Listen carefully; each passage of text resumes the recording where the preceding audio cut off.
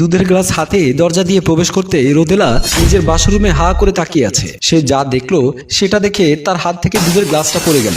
দেখলো তার নতুন হাজবেন্ড আজকে তার সাথে যার বিয়ে হয়েছে অন্য একটা মেয়ের সাথে লিপ কিস করছে। কিস করতে করতে তার বর মেয়েটা শাড়ির আঁচলটা টান দিয়ে নামিয়ে নিল। রোদেলা যে দরজার মুখে দাঁড়িয়ে আছে এটা তারা দেখেনি। এসব দেখে রোদেলা খুব রাগ হতে লাগলো। আজ বাসর রাতে তার হাজবেন্ড অন্য একটা মেয়ের সাথে এসব করছে, ছি। তারপর সে একটু আগের কথা মনে করতে লাগলো। চোখে অনেক স্বপ্ন নিয়ে রোদেলা বাসর ঘরে বসে আছে। অবশ্য অনেকটা ভয় কাজ করছে তার ভেতরে, কারণ এর আগে কখনো এমন পরিবেশের সম্মুখীন হয়নি সে। রোদেলা ঘোমটা দিয়ে বাসর ঘরে আছে। সেই মুহূর্তে তার শাশুড়ি এসে বলল, বোমা তুমি এসে দুধ নিয়ে যাও আবিরকে খাওয়ানোর জন্য। দুধ খুবই পুষ্টিকর জিনিস, তুমিও খেয়ে নিও।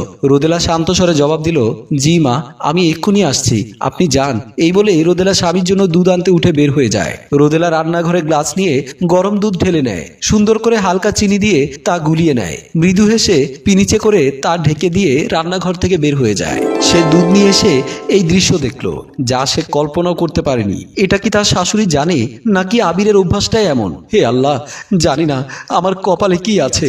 রোদেলার চোখে অনেক স্বপ্ন ছিল, সে আবারও কল্পনা করতে লাগলো। রোদেলার বান্ধবী নেহা বলল, দোস্ত তুই দেখতে মাশাআল্লাহ, কিন্তু তুই কেন কারো সাথে রিলেশনে নেই? কত ছেলে তোর জন্য পাগল, এভাবে কি আর জীবন চলে? আমি চাইলে অনেক রিলেশন করতে পারি, কিন্তু আমি বিয়ের আগে কখনো কারোর সাথে কোনো সম্পর্ক করতে চাই না, কারণ আমি চাই আমার সব ভালোবাসা শুধু আমার বর পাবে। তাই এসবে আমি জড়াতে চাই না। মা তো নেই, বাবা যে ছেলেকে পছন্দ করবে তাকেই বিয়ে করব। বুঝেছি, তোকে আর এসব বলে লাভ নেই, তাহলে আমি যাই রে। এই বলে নিহাত চলে যায়। রাতে রোদেলা তার রুমে বসে বসে মোবাইল টিপছে। এমন সময় তার বাবা রুমে এসে রোদেলার পাশে বসে বলল, কি রে মা, কি করছিস? না বাবা, এমনি বসে আছি। তুমি কি এখনই খেয়ে নেবে নাকি আরেকটু পর খাবে?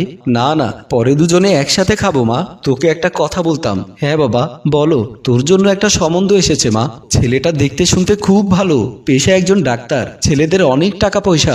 সেজন্য আমি চাই তোর বিয়ে এই ছেলের সাথেই হোক। বাবা, তোমার মতের বাইরে আমি কোনো কথা বলেছি?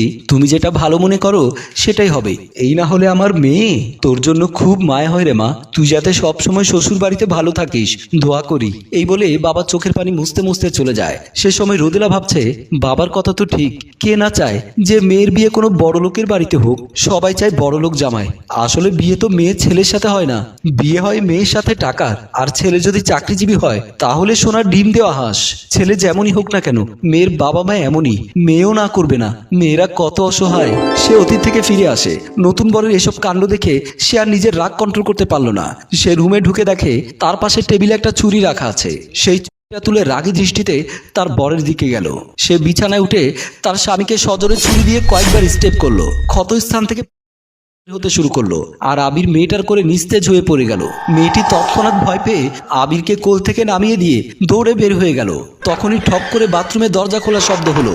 রোদেলা পিছনে ফিরে দেখে, তা দেখে সে আরেকবার বড় ধাক্কা খায়। সে হতবাক হয়ে যায়। সে দেখতে পেল তার বর বাথরুম থেকে বের হচ্ছে।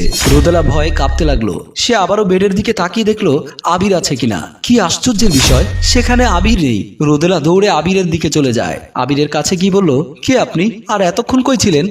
আমি মানে আমি তোমার স্বামী, যার ঘরে এখন তুমি আছো। না না, আপনি মিথ্যে বলছেন, আপনি কোনো মানুষ না। আরে কেন মিথ্যে বলবো? আর আমি কি ভূত নাকি? তাহলে এতক্ষণ অন্য একটা মেয়ের সাথে আপনাকে বিছানায় দেখলাম কেন? আপনি আসলে কে? আমি কাকে ছুরি মারলাম? কি সব বলে যাচ্ছ পাগলের মতো? তুমি ঠিক আছো তো? বলেই আবির রোদেলার কপালে হাত দিল, জ্বর আছে কিনা তা দেখতে। কই, তুমি তো ঠিকই আছো, চলো বিছানায় আসো। বলেই রোদেলা হাতটি ধরে খাটের দিকে নিয়ে যায়। রোদেলা বলল, আপনি একটু বসুন, আমি আপনার মায়ের সাথে একটু কথা বলে আসছি। ওকে ঠিক আছে, যাও। রোদেলা রুম থেকে বের হয়ে গেল। রোদেলা রুম থেকে বের হয়ে ড্রয়িং রুমের দিকে আসতেই দেখে আবির ভয়ঙ্কর ভাবে তার দিকে তেড়ে আসছে। তার চোখ মুখ সব বড় বড়। রোদেলা রীতিমতো অবাক, কি হচ্ছে এসব তার সাথে? আবির রোদেলার কাছে এসে রোদেলার গলা টিপে ধরার চেষ্টা করছে। রোদেলাকে বিছানায় ফেলে দিয়ে ভয়ঙ্কর হাসি হাসতে হাসতে বলল, এখন কি করবি? তুই আমাকে মেরে ফেললি মনে করেছিস? এখন আমার হাত থেকে তোকে কে বাঁচাবে? তুমি কে? আমার পেছনে কেন পড়ে আছো? আমি তো তোমার কোনো ক্ষতি করিনি। তুই ক্ষতি করিসনি? তোর অপরাধ কি তুই নিজে দেখছিস না? তোকে আমি জীবনেও সুখের সংসার করতে দেব না, মনে রাখিস। রাখিস বলেই আবারও রোদেলার গলার দিকে হাত বাড়াচ্ছে। এমন সময় রোদেলা মা বলে ডাক দিয়ে উঠে দৌড়ে চলে আসে। রোদেলার সাথে কি হচ্ছে সে নিজেও বুঝতে পারছে না। সে নিজের রুমে ঢুকে দেখে তার স্বামী আবির বিছানায় শুয়ে আছে। রোদেলা বেশ অবাক হয়, আবির যদি এখানে হয় তাহলে ওটা কি? এরকমটা কেন হচ্ছে আমার সাথে? সে কোন অপরাধের কথা বলছে আমাকে? আমি কি এমন করেছি? এমন কিছু প্রশ্ন রেখে আমাদের গল্প এখানেই শেষ হয়। সম্মানিত ভিউয়ার্স, কি হতে চলেছে মেয়েটির সাথে? এতগুলো আবির কোত্থেকে আসলো? সবকিছু জানতে দ্বিতীয় গল্পের দ্বিতীয় পর্বের জন্য কমেন্ট করুন। গল্পটি ভালো লাগলে লাইক, কমেন্ট ও শেয়ার করে সবাইকে দেখার সুযোগ করে দিন।